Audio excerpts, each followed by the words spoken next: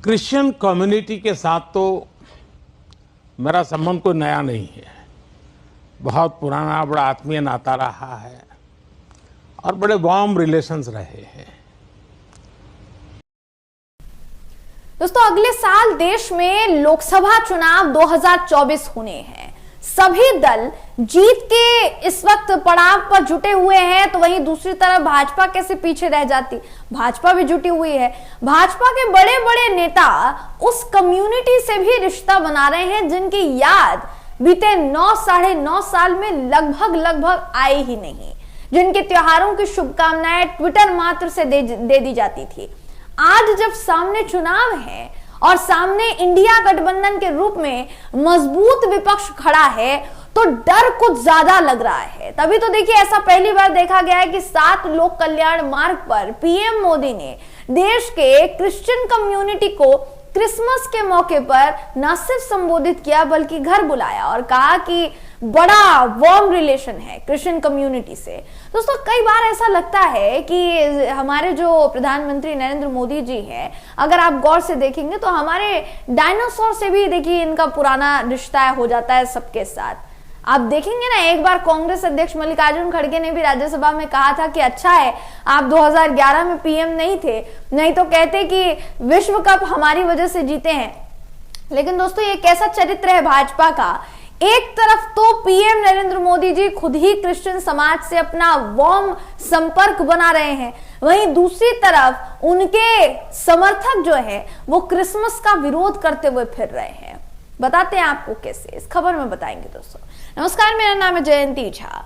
दोस्तों, कहते हैं ना कि कथनी और करनी में बहुत बड़ा अंतर होता है। ऐसा ही हाल भाजपा और उसके जैसे समान विचारधारा वाले सहयोगी संगठनों का है। या तो ये लोग पीएम मोदी की आवाज नहीं सुन पा रहे हैं या जानबूझकर उसे नजरअंदाज कर रहे हैं। लेकिन ऐसा अभी लगता तो नहीं है कि भाजपा में आज के समय में किसी की हिम्मत है कि वो पीएम मोदी की बात ना माने, चाहे फिर वो मंडल स्तर का नेता हो या वो केंद्र में बैठा पहली पंक्ति का नेता हो। सबको पता है कि पीएम मोदी भाजपा के लिए जीत की गारंटी है और उनकी बात ना मानना मतलब भाजपा में अपनी शामत बुलाना। हो सकता है दोस्तों जीत की गारंटी वो हो, तो क्या फिर ऐसा जानबूझकर किया जा रहा है कि एक तरफ तो पीएम मोदी क्रिश्चियन समुदाय से बात कर रहे हैं, दूसरी तरफ भाजपा जैसी विचारधारा वाले दल क्रिसमस विरोध कर रहे हैं।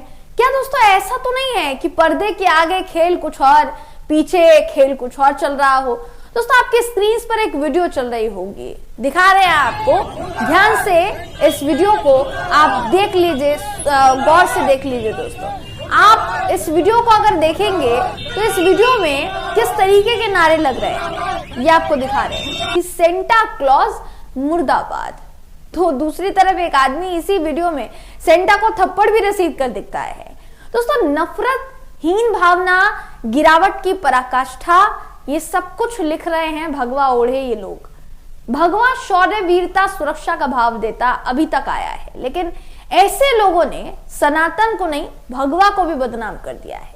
ये लोग सेंटा को थप्पड़ रसीद कर रहे हैं, उस सेंटा को जो समाज के भीतर प्यार उपहार देकर सबको खुश करने वाला होता है, बच्चों को ज्यादा पसंद होता है। समाज में नफरत छोड़ के प्रेम का वास हो, ऐसे प्रतीक के तौर पर इसको देखा जाता है।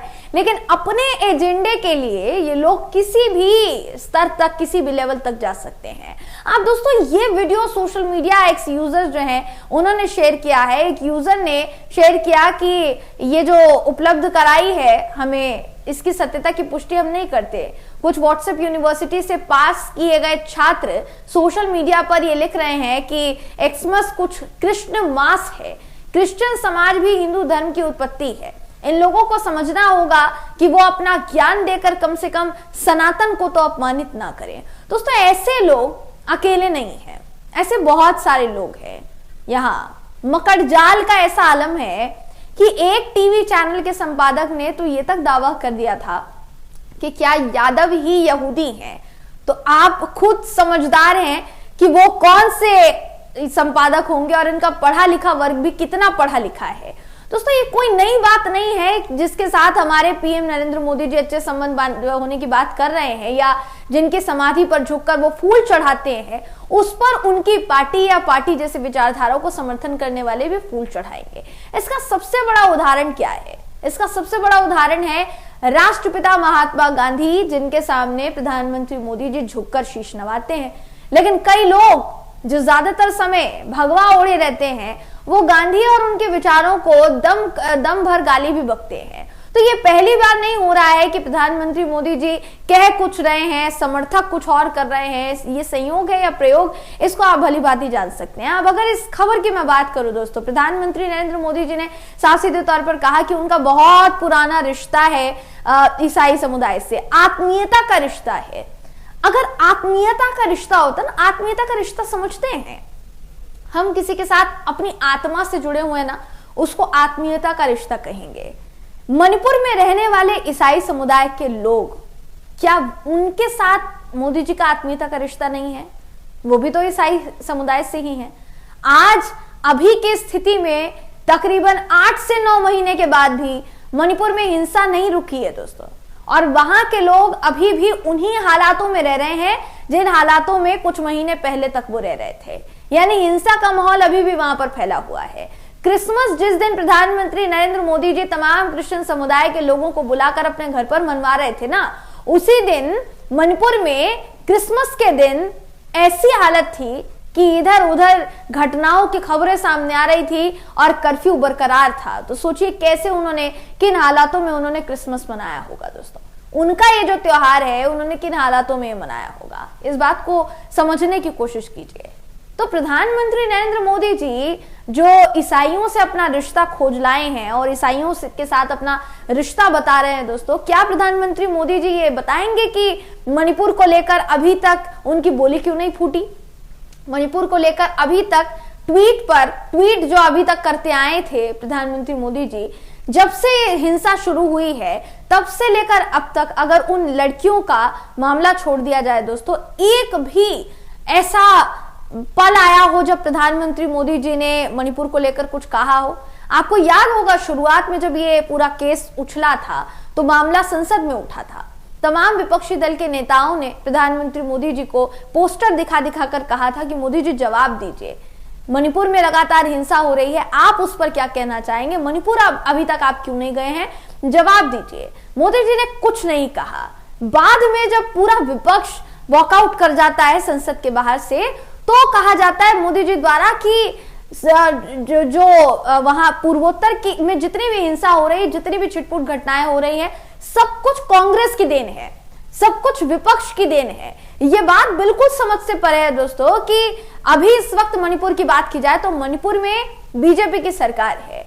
अगर वाकई में पूर्वोत्तर में बीजेपी के वजह से कुछ ऐसा नहीं हुआ होता, या मणिपुर की हिंसा का इल्जाम मणिपुर की हिंसा के पीछे बीजेपी वजह नहीं होती, तो प्रधानमंत्री मोदी जी मिजोरम क्यों नहीं गए? मिजोरम में चुनाव था ना अभी थोड़े दिनों पहले, अभी चुनाव संपन्न हुआ है।